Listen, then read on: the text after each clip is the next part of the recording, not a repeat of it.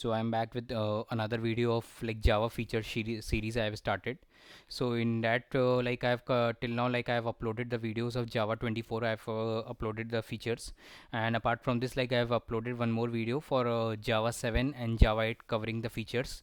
Like basically I'm covering the features which are being most used, or which are being like most used by the developers in the project perspective or their coding perspective. So those important features I'm basically covering. And apart from this, sometimes I'm covering the memory features, but not focusing on the short term features which are not being much used, so that I'm not covering. And apart from this, like in Java 24 I've covered the features of preview, which means like the features which are being there, but they can't be like they in Java 25 they can be still there, or they can be removed also. So I will be making the video of Java 25. So basically Java 24 was a short term release, and it was released in March this year 25 only.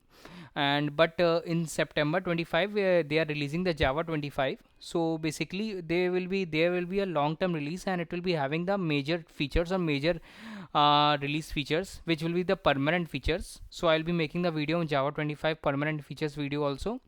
And apart from this, like the features which we have studied in Java 24, they will be there in Java 25. Mostly of them are there in the Java 25. I have read the documentation, but still some of the features like println, which I was saying, it is a part of a preview API, so they might be they have removed in Java 25. So we'll be making a separate video on covering the Java 25 features. So as of now, like in this series, I have started the features from Java 7 to till Java 25 I am covering. And in this video basically I will be covering from Java 9 to Java 14 major features. And let's get started. And before that, like if you haven't liked, share and subscribe my channel, please like, share and subscribe my channel, so I'll be making more videos like this. Yeah. So in Java 9 features, basically more it was also a long term release feature release, or it is also covering the major features. So that's why it is very important for you to learn about these Java 9 features, or should be aware. So basically in Java 9 features, what they have done it, like they have introduced one Java platform module system, which is also called as project Jigsaw. It introduced the module system to organize large application. Means that basically if you create a Java application, and if you have added the Java 9 or further Java versions, so you can easily see that one file is created for each application, that is module info.java. So which contains the like dependencies of like requires java.sql. Suppose you requires in your project, or exports this particular package. So this thing, it contains all the information, and this is majorly introduced to improve the security, performance and maintainability. And so that was the major all release. But if you are using the Spring Boot application, so in that, like if you are already using the Maven dependencies, so you do not require these features, because Maven is already controlling all the dependencies in the pom.xml. So that's why you don't require these dependencies. So that is the main way. Other way, for the security perspective, they have introduced this, because in Java applications what was happening, like everyone can easily access the class. If the class is public, so they can easily access the class, or they can modify the code. So through this module feature, they can't easily access it, because everything it is like it as mentioned inside that it requires java.sql, or it exports this particular package. So that's why it doesn't require this. Now then, this was the another important feature, but I mentioned as I mentioned, like in Spring Boot application we don't require this feature. We don't need to use this feature, as Maven is already doing each and everything. And for external security, we are already implementing the Spring security there. The another feature was of Java 9 was that JShell was introduced, which is REPL, read eval print loop. Means a command line tool was introduced to execute the Java code snippets interactively, great for learning, experimenting and debugging. Means through like command prompt you are running your program, but from JShell also you can easily access your variables, and you can perform there also. So that was the tool introduced.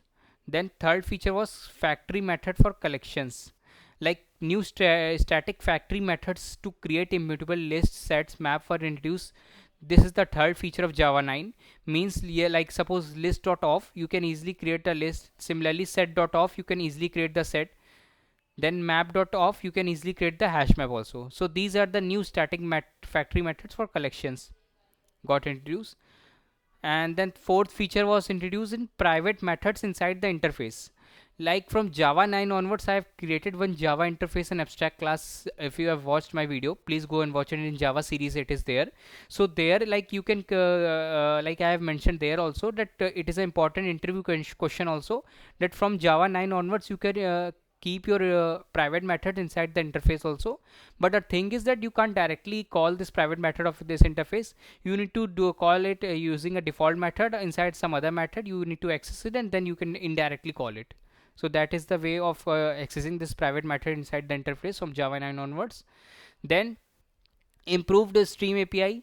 Fifth feature was that some new methods like taken while, drop while, and off nullable were introduced in stream API like of Java 8.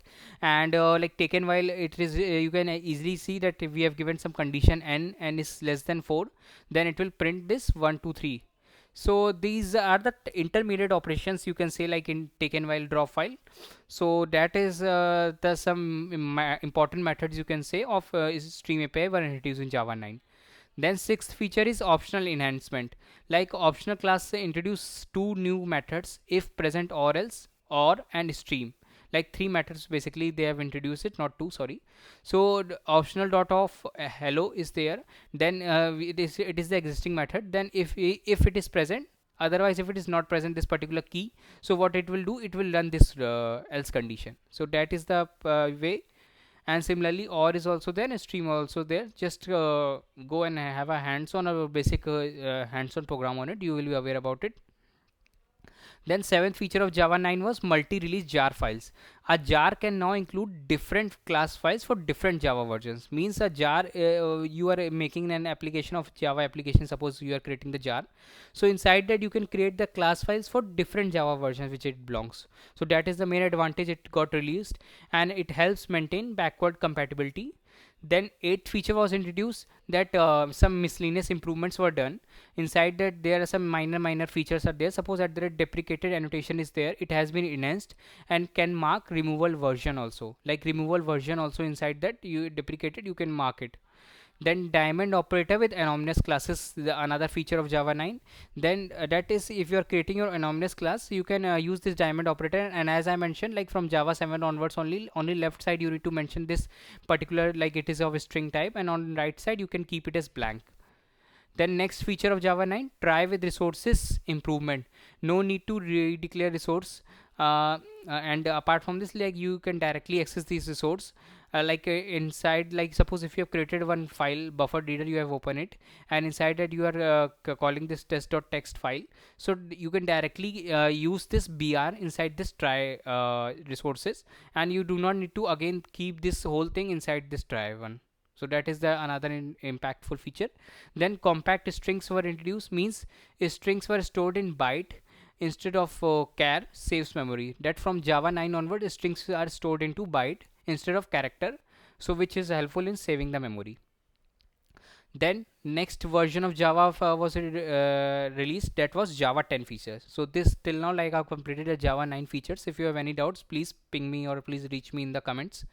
And so let's get started with Java 10 features. It was a short-term release, as similar to Java 24 only, but it is having some important features which are further continued, like local variable type inference var was introduced. Means from the Java 10 onwards, like if you are having this string message equals to hello Java 10, you were writing before Java 10, but directly you can use this var, and compiler will be understanding that this is, oh acha, this is of string type, so they can easily compile it, they will not give the error.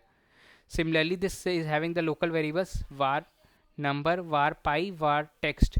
Means this is an integer one, so a compiler will interpret, oh acha, this is of number integer type. This similarly this is of double type. Similarly, this is of string type. So you do not need to write explicitly each and every like primitive data type. You can directly use this var and compiler will understand. Similarly, for each loop also, you can easily see that string or list is of right hand side, it is of a string type. Now you have left hand side you have kept as var, and you can easily iterate using for each, so item is of a string type. Then try with resources, it try var br equals to new. Similarly, so it will be understanding it, oh this is of buffer data type on left hand side. works only for local variables with initializer, for each loop, and try with resources, this var, but cannot be used for method parameters, fields, or return types. Like inside method parameters, fields, or return types, you can directly you cannot use directly this var thing which I am saying it. So this was the major feature of in Java 10. Other features like some garbage collector feature or some memory related features were introduced, but these are not much important as they were continued in my further further features of Java. So that's why I haven't like mentioned here. Then Java 11 features, basically another version of Java. It is also a long term release, and it is having the major features which are need to be discussed. Like some new string methods were introduced in Java 11, like suppose is blank is introduced, lines is introduced, strip is introduced, and repeat is introduced. Will not go in deeper, just have a look on it. And these were the some new string methods, just mentioned it that new string methods were introduced in Java 11, and just learn or just have a look on it, like how it works. Is blank, you will know that whether the string is empty or not. And lines returns a stream of lines. Similarly, strip, it removes the leading and trailing white spaces. Then repeat repeats the string. Then second feature of Java 11 is running Java files without compilation.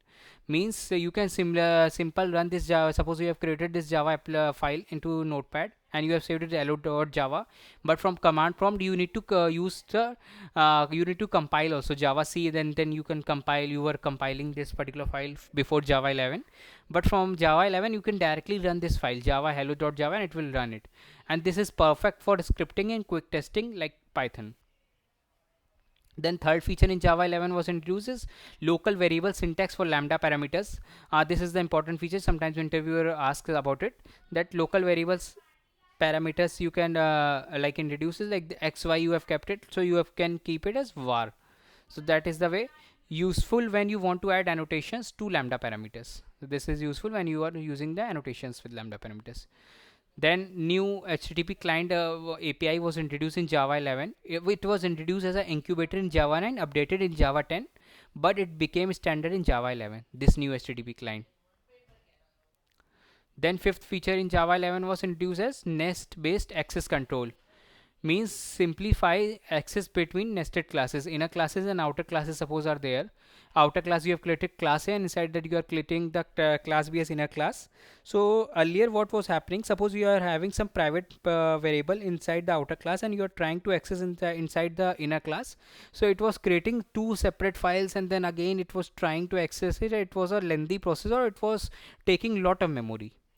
But from Java 11 onwards, it is a new JVM concept called nest introduced. This nest you don't need to remember like explicitly. It is an internal thing, like it allows private members of nested classes to be accessed by each other without compiler tricks.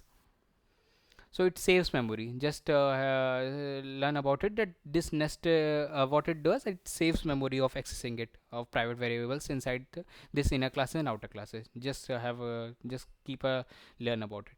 Then sixth feature was new file methods were introduced in Java 11.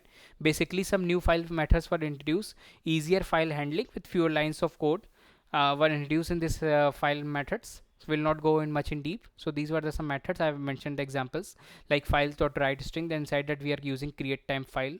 So these were the some new features for introduced. Then seventh features was optional dot is empty, a shortcut method to check if optional is empty.